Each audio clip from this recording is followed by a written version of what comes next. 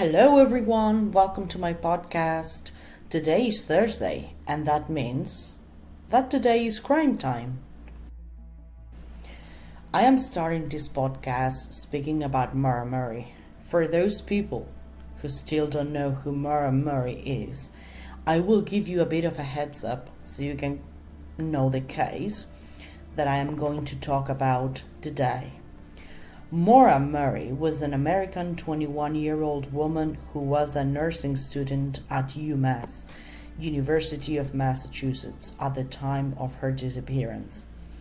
The reason why her disappearance is still so shocking after more than 18 years is because the events leading up to the day she vanished are extremely odd. Besides, her disappearance itself is really unusual. The way she disappeared is still shrouded in mystery. Above all, what strikes us as odd is her attitude and demeanor on the days before. Maura Murray. Maura Murray will have three parts that will be disclosed as follows. Today on part 1, we'll talk about her life up until the moment she disappeared. Next Thursday, on part 2, you will be able to understand how her disappearance took place and what happened on that tragic day. And on the last part, chapter 3, I will lay on the table all the theories that have come up throughout all these years. And finally, my own personal opinion and theory. Without further ado, let's dive into this mysterious case and bear in mind that nothing is what it really seems. On the morning of February 9th, 2004, Maura Murray emailed her professors at UMass saying that she would have to miss classes for a few days because there had been a death in the family. That afternoon at 3:15 p.m., withdrew $280 from her bank account. She went to a nearby liquor store and purchased $40 worth of alcohol. Then she drove for 2 hours and a half from UMass Amherst to Haverhill, close to the White Mountains of New Hampshire. At around 7:30 p.m., she had a car accident on a hairpin turn in Route 112 on the Wild Amonosooc Road. Maura had already vanished by the time that police arrived on the scene, just roughly 10 minutes after the crash. The officers at the scene noted that Maura's car had been locked and there was a box of wine in the back seat and a rack in the tailpipe. She told no one where she was going. More than 18 years have passed since she was last seen, and there have been no credible sightings of her. It's like the earth had opened up and swallowed her. Before we get to the facts surrounding her amazingly and bizarre disappearance, we will need to focus on the events before she went missing, since they are as odd as her disappearance. There are a lot of facts in this case that cannot be explained. Maura was a quiet, mysterious girl, pretty kept to herself, and would not divulge much about her private life. Even though she looked smiley, giggly, sporty, friendly, happy-go-lucky, the all-American girl living the American dream, if you had scratched below the surface, you would have found deceit, rocky relationships, theft, police being involved, frustrations, disease, addictions, a not so happy, perfect life. Let's start from the beginning, right after she finished high school and was accepted into West Point. That was a prestigious military academy where she would spend the next 3 semesters studying chemical engineering whilst getting military formation, and where, interestingly enough, she met Bill Rausch, the boy who in a very short time after would become her boyfriend.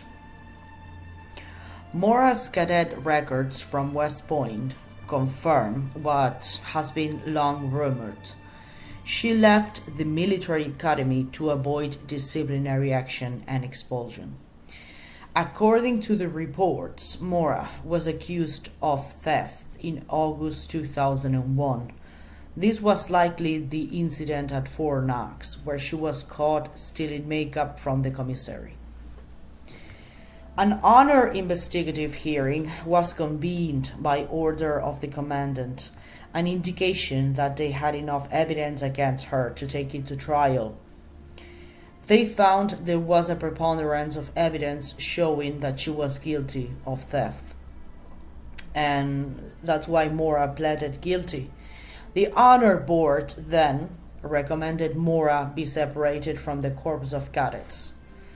This recommendation was forwarded to the superintendent, who decided to come by the end of January 2002.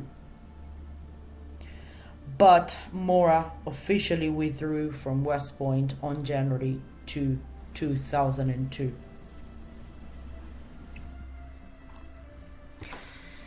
Thereafter, Maura enrolled in UMass nursing program in Massachusetts, leaving her boyfriend Bill behind, but they did not break up. They were still together despite the distance. At UMass, Maura worked 2 part-time jobs, dorm security in the Melville Freshman Hall, and then she was a guard for the campus art gallery. Now, let's talk about the weekend before going missing, 3 days before actually. Maura's father, Fred, who lived in Connecticut, went on to spend the weekend in Amherst because Maura's car, a 96 dark Saturn, was apparently on its last legs. And, well, he wanted to help her buy a new one, and also she could use his in the meantime. Fred, a friend of Maura and Maura, went to eat at a local brew pub, and after that, Maura drove Fred to a nearby motel where he was staying overnight and drove back to her dorm in Fred's car. Apparently, there was a party that night in her friend's dorm room. At 3:30 a.m., as Maura was driving back to the motel where her father was sleeping, she hit her car against a guardrail. Police arrived at the scene, and the tow truck driver took Maura to the motel, and she slept in his father's bed that night. Here is when the bizarre story that doesn't make sense at all comes up. The thing is that, first, why would Fred lend his car to Maura when he knew she would be at a party drinking? And why Maura was driving drunk at 3:30 a.m.? Why did she not sleep it off and drive to the motel in the next morning once she was sober? And most importantly, why Fred has denied all these years that he did not hear Maura inside his room on that night. We know for a fact that she was there because she called her boyfriend Bill from Fred's phone.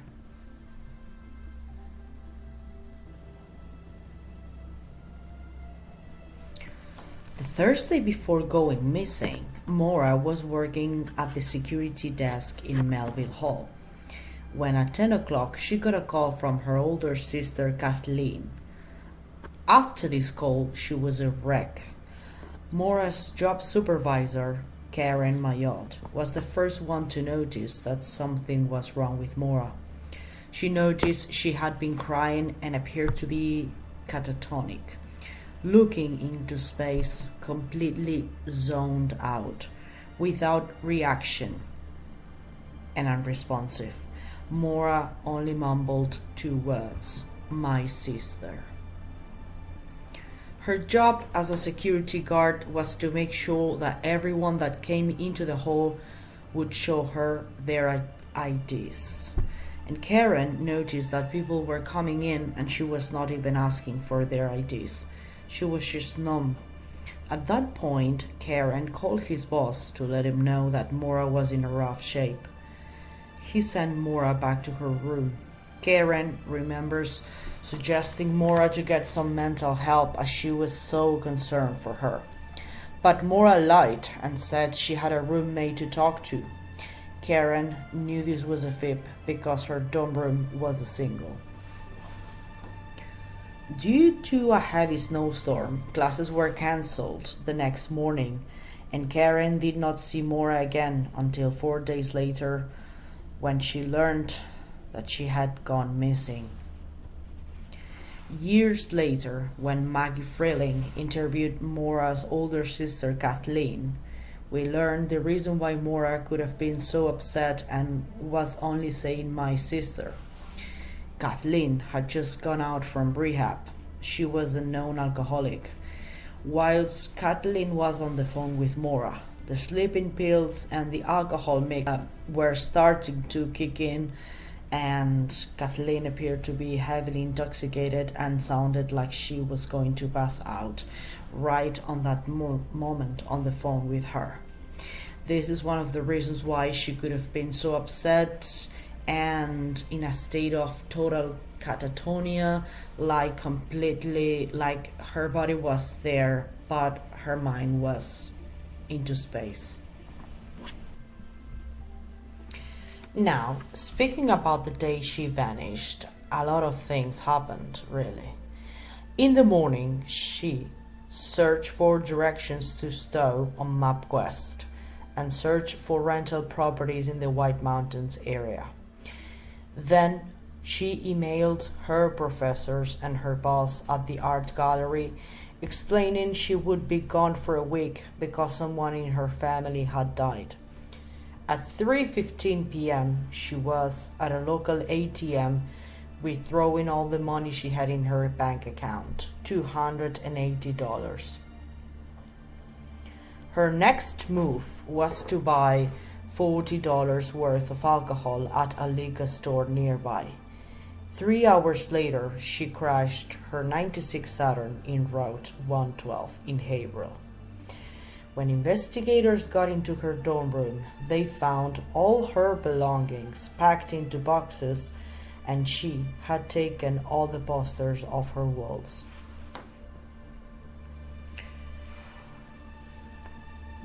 So it is wise to think that she was planning on going somewhere, because obviously you don't pack your belongings, you don't email your professors saying that someone in your family has passed away and that you have to be gone from UMass for a week. Then you just don't go and withdraw all your money. You don't call inquiring about properties to let if you're not planning at least to go for a short period of time. I don't know, because there were like a lot of things going on in her life, as you can see. And the last thing that I would like to comment today would be the fact that when the police came to her dorm room and found practically all her belongings boxed up and all the posters off the wall, they also found on top of one of the boxes an email printed out, and this email was sent by his boyfriend, Bill Rausch. She had just learned that Bill was being unfaithful to her.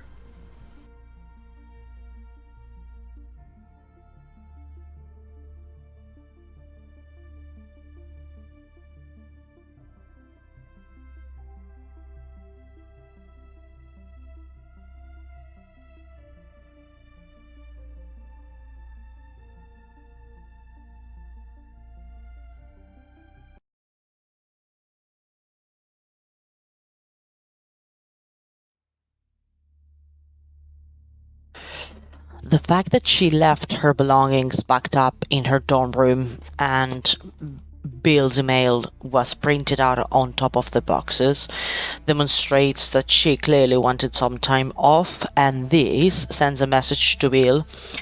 Clearly she was not happy in that relationship because she didn't even tell her boyfriend where she was going to.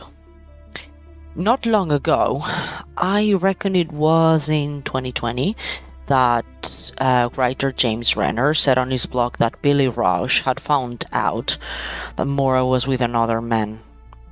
And he found this out by accessing her voicemails. That Saturday, after they dropped off Red, they were out together and the girls went out. Kate and Maura had some drinks. Kate is saying that they met 3 new guys who do not go to UMass and were from out of the area. Apparently, they were all talking. Then at one point, Maura and one of the guys were gone. Bill asked Kate about this because one of Maura's voicemail was from Kate asking what was up with Bill and what happened with that guy the other night. It is not known at this time where they could have gone on that night. Maura was last seen on that particular night walking away with this one of those men, and the next thing we know, she gets into the accident against the guardrail with her father's car. Jolie Murray, that was Maura's sister, she released a statement this evening in which she confirms this information to be true. The information came via one of Maura's friends.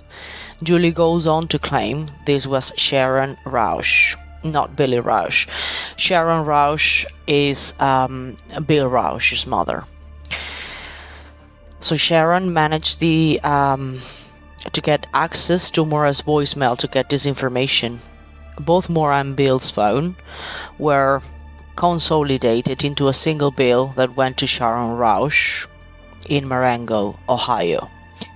After the disappearance, Sharon provided a copy of the bill to Helena Murray. When Bill arrived in New Hampshire on Wednesday night, 2 days after Maura Murray disappeared, his cell phone went on roaming. And during these days, Bill was calling Maura's cell phone every once in a while to check if he could get a hold of her. And each call lasted about a minute, and it was likely going to voicemail. But there is a last call, and this last call, lasted approximately between 3 and 4 minutes. And after that call, Bill makes no further calls on Maura's cell phone. There are no further calls from his cell phone until 4 days later, on Thursday, February 19th. So now the question is, was it a really long voicemail he might have left Maura? Is it possible Maura answered? Where was Bill in the 4 days he didn't make a single call? If Maura answered the phone, and she was in the area, of course, her call would have been logged in her roaming section of the bill, which would have come directly after her in-service calls. But before Bill's section begins, the copies Sharon provided are 25 pages long. One page is missing. It's the page at the end of Maura's bill, page 9.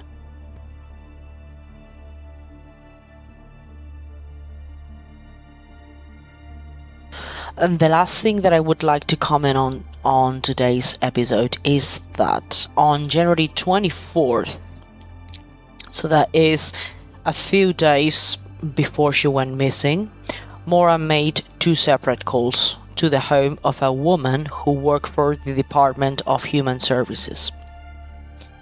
And this woman was working on investigating child abuse cases in Weymouth, Massachusetts. Her number was unlisted, but she sometimes gave it out to clients. And in 2004, she was retired, but she was working up until late 1990s and would have been an employee of DHS when Maura and her siblings were children.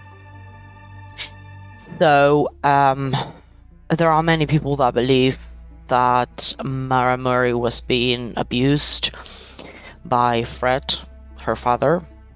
Obviously, Fred Murray denied that. I do not personally believe in this theory either, because I think it's crazy, but obviously there is something going on there. Maybe Maura was not calling on behalf of herself, or probably she was calling on behalf of someone else.